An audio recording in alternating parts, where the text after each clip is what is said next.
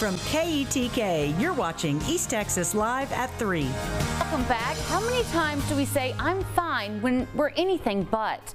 I know I have a bad habit of doing this. Well, author and life coach Darla Nelson is here to discuss her new book, I'm Fine, Really, where she helps readers break free from the pressure to be fine. Good morning. Thank you. Your book is titled, I'm Fine, Really. What inspired you to write it? Well, you know what? It really comes from a place of experience. I had gone through life experiences like so many of us have, and I'd come from that place of putting on that mask almost of saying that I'm fine when I wasn't. And that came from a place of really physically, emotionally, even spiritually. And I knew that I wasn't the only one that was experiencing that. And so I just really wanted to dive in and help more people to know freedom from that. I will admit, I'm bad at doing that myself. I tell people I'm fine when I'm absolutely not. So why do you think so many people say I'm fine when they're not?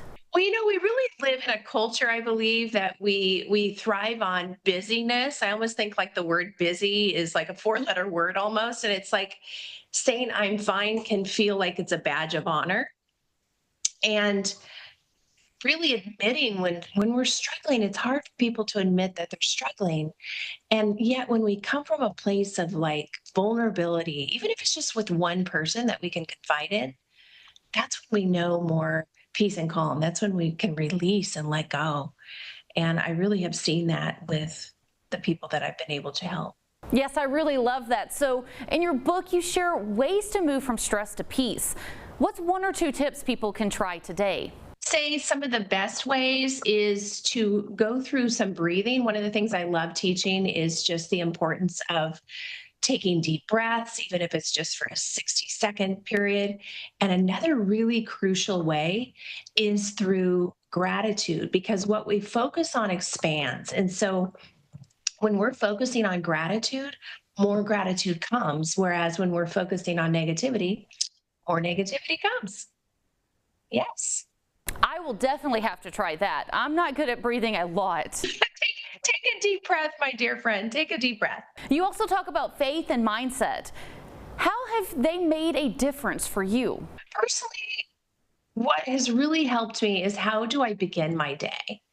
And that's a whole nother topic right there. But it's so important for me to begin my day in quietness, in gratitude, like I mentioned before. And so where my faith comes in, I personally begin my day just sitting and having some time in prayer and gratitude and maybe even reading scripture. And I know that's different for everyone, but I encourage people to really take some time to begin your day in quietness if you can, for sure, because it's helped so many people that I know.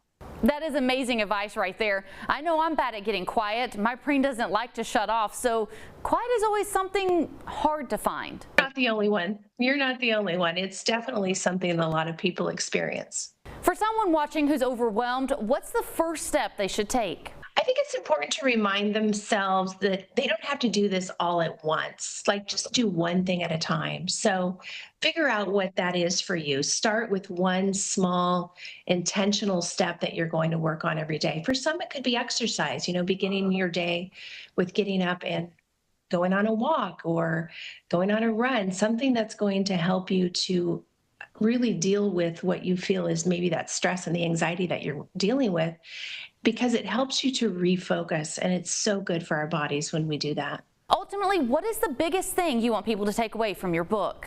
I want them to realize that they can come from a place of I am fine, and it's true. And we're coming from a place of honesty and vulnerability. And that comes from just really recognizing where we are in life. And none of our lives are perfect, right? And it's just coming from that place of knowing that we have the ability to flip, I like to say flip the switch, like we could flip the switch of our thoughts, because when we start to focus back to what I mentioned earlier on gratitude, it helps us to embrace where we are and to appreciate and to love the season that we're in, even if it's difficult. What is the target audience for your book? I have found that the target audience, why I say in the book too, that I work with women and a few wise men. And the reason I say that is I've started to see more and more men reading my book and also coming to me for coaching. But the age group that I'm really seeing is like from 30 to 65. And it's wonderful. There's been a huge age gap there of people that are wanting to read my book. I just talked to someone last night that's early 30s, said she read my book in one day. And so I was like, yay, that's exciting to know that it's really touching all different lives in different ages. Yes, and how does it make you feel when you hear stories from people that have read your book? It just is, I can't even explain it. It's so exciting to me and brings me such joy when I hear that, because I'm hearing it now all the time. I'm hearing people that are just sending me messages and, Instagram videos and all the things of such gratitude for the book that they're reading, and to know that I wrote that to bring joy and help more people to have peace and calm in their lives has been really fulfilling for me. Where can people find more information about your book and you? You can go to CoachDarlaNelson.com. And also, if you're interested in going to buy the book, you can go anywhere books are found. So on Amazon, Barnes & Noble, Walmart.com, Target, all the different places are hosting the book.